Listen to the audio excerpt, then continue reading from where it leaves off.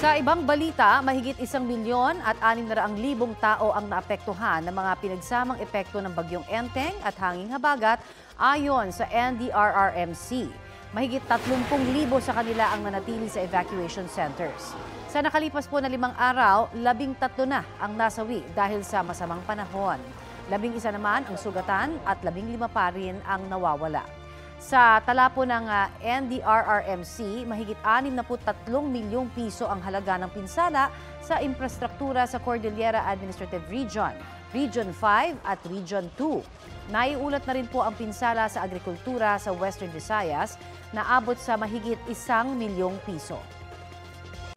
Kapuso, para sa mga maiinit na balita, mag-subscribe sa GMA Integrated News sa YouTube. Sa mga kapuso naman abroad, subaybayan nyo kami sa GMA Pinoy TV at sa www.gmanews.tv.